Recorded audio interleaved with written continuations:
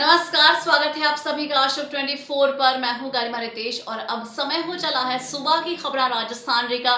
जी हां, सुबह की तमाम अहम खबरों को समेटकर हम हाजिर हैं आपके सामने। तो आइए शुरुआत करेंगे सुबह की खबरें राजस्थान रे की।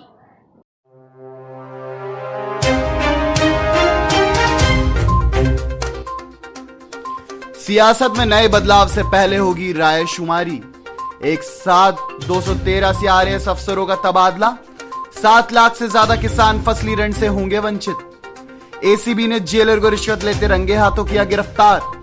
कोचिंग नगरी में बदमाशों ने किया वारदात को अंजाम। निजी बिजली कंपनी के खिलाफ कांग्रेस ने खोला मोर्चा। जिला स्तरीय स्वतंत्रता दिवस समारोह की तैयारी बैठक। भीतरिया कुंड में मनाई गई डॉक्टर अब्दुल कलाम की जयंती। कोटड़ा थाना क्षेत्र में अंधाधुंध फायरिंग, आरोपी फरार। तीसरी लहर को आमंत्रित कर रहा है शिक्षा विभाग। और अब जानते हैं खबरें विस्तार से।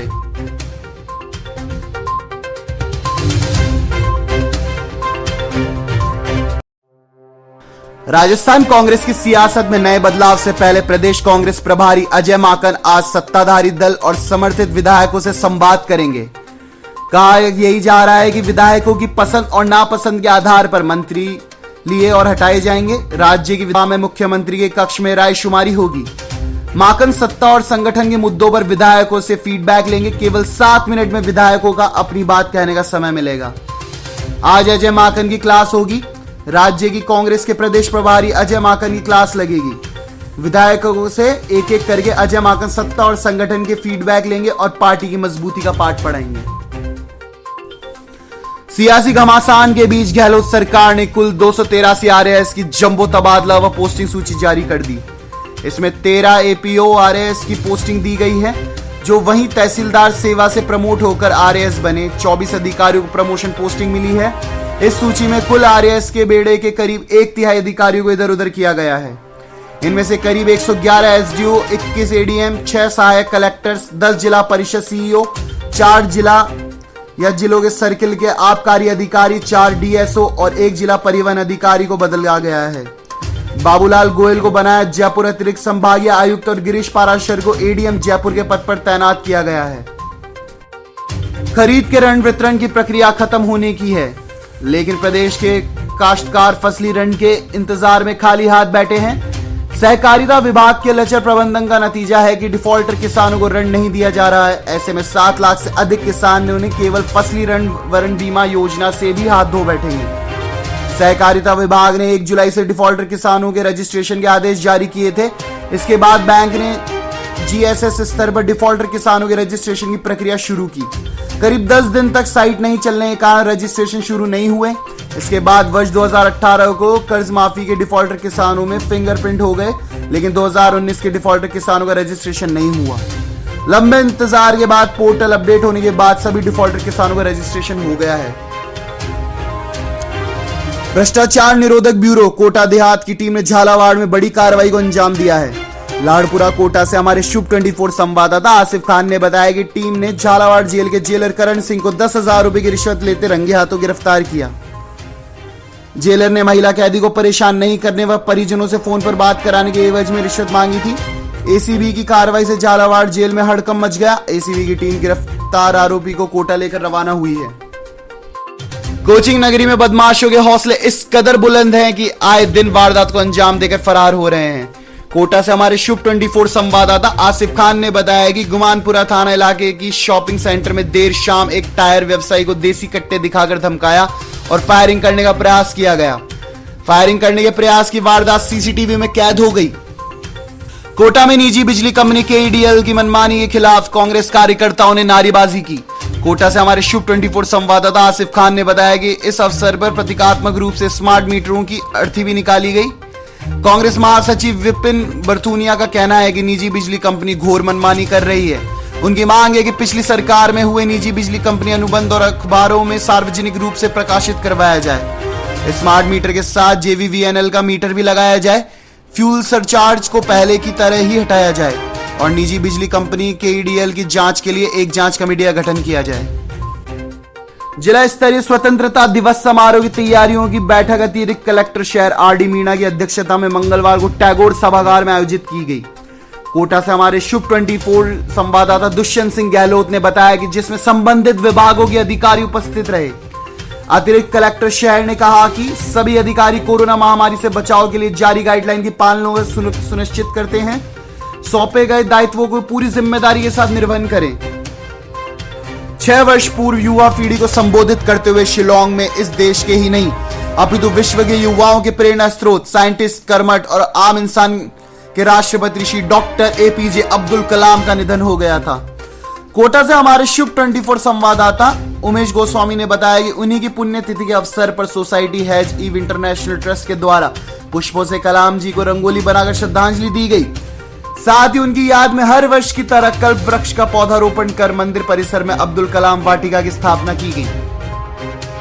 कोटड़ा थाना क्षेत्र के कस्बा मुख्यालय पर आदतन अपराधी चेतन बुम्बारिया द्वारा एक दुकान में बैठे 2 व्यक्तियों पर अंधाधुंध फायरिंग की गई, जिसके चलते एक युवक सिद्दीकी खान के पैर में गोली जा लगी। कोटड़ा से हमारे शुभ 24 संवाददाता मोइन अब्बासी ने बताया कि दुकान में मौजूद लोगों ने इधर उधर छिपकर अपनी जान बचाई। प्रत्यक्षदर्शियों ने अनुसार और आरोपी युवक द्वारा तकरीबन 4 से अधिक गोलियां दागी गई, जो दुकानों पर कई जगह जाकर लगी। वारदात को अंजाम देने के बाद आरोपी भाग निकला। आरोपी शराब तस्करी के कारोबार में भी लिप्त है। कोरोना काल से पूरा देश जूझ रहा है। शिक्षा विभाग सरकार द्वारा जारी गाइडलाइन की जमकर धज्जे उड़ा रहे हैं। वल्लभ नगर के राजकीय उच्च माध्यमिक विद्यालय के अध्यापकों द्वारा गैर जिम्मेदाराना रवैये के चलते 50 से अधिक छात्रों को विद्यालय से दूर एक स्थान पर इकट्ठे कर विधिवत क्लास की तरह पढ़ा रहे हैं। इन मासूमों के पास ना मास्क होता है, ना सोशल डिस्टेंस की पालना। ऐसे में सरकार का विद्यालय ना खोलने का फैसला फेल होता दिख रहा है। उदयपुर पुलिस ने बड़ा खुलासा करते हुए उदयपुर में 5 सालों से चैन स्नैचिंग करने वाले 5 आरोपियों को गिरफ्तार किया है। उदयपुर से हमारे शुभ 24 संवाददाता राजेश डांगी ने बताया कि पुलिस अध्यक्ष डॉक्टर राजीव पचाड़ ने मामले का खुलासा करते हुए बताया है कि उदयपुर में हाल ही में अंबा माता क्षेत्र में के साइफन में हुई चैन स्नैचिंग के बाद पुलिस ने CCTV फुटेज खंगाले। फुटेज के जरिए 5 युवकों को गिरफ्तार किया। उदयपुर शहर में हो रही चैन स्नैचिंग की वारदातें, उनको देखते हुए अभी 2021 में कुल 3 वारदातें हुई थी। एक सूरजपोल में चैन लूटने की घटना हुई थी, भोपालपुरा में एक चैन छीनने का अटेम्प्ट हुआ था, और अभी हाल में 17/7 को साइफन चौराहा थाना अंबा माता में चैन छीनने की महिला से वारदात हुई थी। इन सारी वारदातों को देखते हुए गोपाल मेवाड़ा जी के नेतृत्व में टीमों का गठन किया गया था और सभी टीमों ने मेहनत करते हुए आरोपियों को गिरफ्तार किया है। आरोपी जो हैं वो भीलवाड़ा ज़िले के रहने वाले हैं। उसमें मुख्य सरगना लोकेश पुरी गोस्वामी है। वो अपने साथ अलग अलग समय में गैंग के अलग अलग लोगों को लेके आता। भीलवाड़ा से सुबह चलते, दिन में यहाँ पे वारदात करके और शाम को अपने वापस चले जाते या कहीं होटल में रूम लेके रहते। अब तक इन लोगों से पूछताछ में उदयपुर शहर की 2017, 18, 19, 20 और इस साल की 21, इनमें 27 वारदातें इन्होंने कबूल की हैं, जिनके प्रकरण हमारे विभिन्न थानों में दर्ज हैं। 3 वारदातें इनसे अजमेर की आइडेंटिफाई हुई हैं। इसके अलावा इन लोगों ने चित्तौड़ में वारदातें करना बताया है, जयपुर में वारदात करना बताया है, भीलवाड़ा में वारदात करना बताया है और मध्य प्रदेश के उज्जैन में भी कुछ वारदातें इन्होंने करना बताया है। इनमें से जो लोकेश पुरी जो सरगना है, उसके 2 प्रकरण आपस में मारपीट के दर्ज हुए हैं और एक जो दीपक नायक है इसके साथ जो दूसरा आता था, उसके विरुद्ध डकैती का एक प्रकरण भीलवाड़ा में दर्ज था। आगे का जो अनुसंधान है और जो पुरानी इनसे जो बरामदगियां हैं उसमें अभी हम कार्रवाई कर रहे हैं। इस संबंध में एक सुनार को जिसने ये खरीदी थी, रायला भीलवाड़ा का रहने वाला है, विनोद सोनी, उसको गिरफ्तार किया है। अभी तक जो विभिन्न वारदातें हैं उनमें 5 लोगों को गिरफ्तार किया गया है। लोकेश पुरी गोस्वामी रहने वाला भीलवाड़ा, प्रेम सिंह जाट रहने वाला रायला भीलवाड़ा, विनोद सोनी जिसने वारदात का माल खरीदा था। ये जो तीनों आदमी हैं ये अपनी सूरजपोल की और साइफन चौराहे की वारदात में दोनों शामिल थे। भोपालपुरा का जो अटेम्प्ट हुआ था उसमें ये लोकेश पुरी गोस्वामी अकेला आया था। इसके अलावा पुरानी जो वारदातें इसने गैंग के साथ के लोगों के इस पूछताछ में जब इसने बताया तो दीपक नायक और मोहित उर्फ लक्की प्रजापति, इनको पुरानी वारदातों में गिरफ्तार किया है। बरामदगियां कुछ प्रकरणों में हो गई है, कुछ प्रकरणों में प्रयास जारी है। सर अब तक कितनी वारदात कर चुके हैं? याददाश्त के हिसाब से इन्होंने लगभग 40 से 45 वारदातें अभी तक बता दी, लेकिन उसके पीछे का इनको बहुत ज़्यादा याद नहीं है। जब सामने से चला के कुछ पूछा जाए तो बता पाएंगे। अपने ज़िले की जो 2016 से लेके अब तक जितनी वारदातें थी उसमें 27 वारदातों में इन्हें नक्शा मौका आइडेंटिफाई कर दिया कि हाँ इस जगह पे हमने इसके साथ वारदात की थी। सभी भिलवाड़ा के हैं, उदयपुर की किसी ऐसी चोर गैंग से या किसी गैंग से तो संपर्क? ऐसा नहीं है, ये वहाँ से बाइक लेके चलते ताकि लोकल, यहाँ जब बार बार स्थानीय लोगों को टच किया जा रहा था तब भी इनके बारे में कुछ निकल के नहीं आ रहा था। मॉर्निंग में मोटरसाइकिल लेके आते, दिन में यहाँ वारदात करके और शाम के टाइम अपने इलाके में वापस चले जाते। जब तक पुलिस एक्टिव होकर नाकाबंदी शुरू करती ये उदयपुर जिले की सीमा को छोड़ चुके होते थे। उदयपुर प्रवास पर आए कांग्रेस राष्ट्रीय प्रवक्ता मोहन प्रकाश ने केंद्र सरकार को आड़े हाथों लेते हुए जमकर निशाना साधा।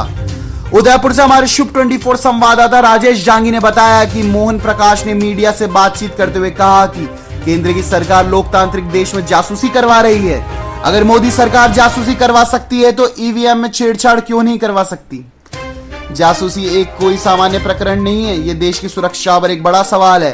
हाल ही में जो घटना हो रही है उसकी जिम्मेदार सिर्फ केंद्र सरकार की है। सेना के भी लोग हैं और उसके साथ साथ जो राफेल की डील कर रहे थे उनका भी नाम है जो जिनकी जासूसी हुई है। अब सवाल यह उठ रहा है कि कौन सी ऐसी सरकार है, कौन सी ऐसी विभाग है जो इस देश की सुरक्षा के साथ समझौता कर रहा है। और ये मामूली चीज नहीं है। देखिए 60 करोड़ रुपए की एक यूनिट आती है और जिसमें 10 लोगों का खाली आप उसमें जासूसी होती है, यानी 10 लोग कवर होते हैं, यानी 6 करोड़ रुपया एक व्यक्ति की जासूसी पर सरकार खर्च कर रही है। मैं क्यों सरकार कह रहा हूं? क्योंकि एनएसओ जो कि उसको उत्पादन करती है उस कंपनी का कहना यह है कि हम सार्वभौमिक देश को ही ये प्रोडक्ट बेचते हैं। तो सार्वभौमिक देश के अंदर कौन इसके लिए जिम्मेदार होगा? प्रधानमंत्री, सुरक्षा सलाहकार और गृह मंत्री। इन तीनों को सफाई देनी चाहिए या जांच करनी चाहिए और अगर नैतिकता है तो इस्तीफा देना चाहिए। क्यों? क्योंकि आपको याद होगा कि अमेरिका के राष्ट्रपति ने सिर्फ विपक्ष के सांसदों की मीटिंग को टेप कराया था, जिसको वाटरगेट काउंट कहते हैं, और वहां के राष्ट्रपति को इस्तीफा देना पड़ा था। किसी भी लोकतांत्रिक देश में इससे बड़ा अपराध कोई दूसरा नहीं हो सकता। और आज देश के अंदर हालत ये हो गई है केंद्रीय सरकार की नीतियों की वजह से, उनका एक हिंसक वातावरण बनाने की वजह से कि आज एक राज्य की पुलिस दूसरे राज्य से युद्ध कर रही है। यह बहुत खतरनाक स्थिति है देश के लिए। और इसके लिए जो मानसिक तैयारी की हुई है वो भाजपा की जो विघटनकारी नीतियां हैं वो जिम्मेदार हिंसक समाज को बना रहे हैं। और दोनों जगह ये भारतीय जनता पार्टी की सरकार है। और साफ उसमें आया है कि किस तरीके से कांग्रेस ने आज 7 लोगों की एक कमेटी बनाई है, वरिष्ठ लोगों की, वो जा रही है। लेकिन साफ जो वहाँ के गृह मंत्री का आया है, मिजोरम के गृह मंत्री का, कि हम फलानी जगह पर एक जगह दिया है जो ऑटो रिक्शा स्टैंड है, वहाँ सीआरपीएफ भी लगी हुई है और आईजी के नेतृत्व में 200 आसाम के जवान आके वहाँ पर लड़ रहे। मांगरोल क्षेत्र के दर्जनों गांवों में लगातार हो रही बारिश से मानव जनजीवन पर असर पड़ा है। किसानों के खेत पानी से लबालब भरे हुए हैं। मांगरोल से हमारे शुभ 24 संवाददाता महावीर मीणा ने बताया कि अंता मांगरोल पुलिया पर 1 मीटर से अधिक पानी होने के कारण रास्ता अवरुद्ध हो गया है। संयुक्त किसान संघर्ष समिति के संयोजक ने खेतों में हुए जल भराव से नष्ट होने वाली फसल का बीमा देने की मांग की है। तो सुबह की खबर राजस्थान में फिलहाल के लिए बस इतना ही, लेकिन आप कहीं मत जाएगा क्योंकि शुभ 24 पर जारी है खबरों का सिलसिला। नमस्कार।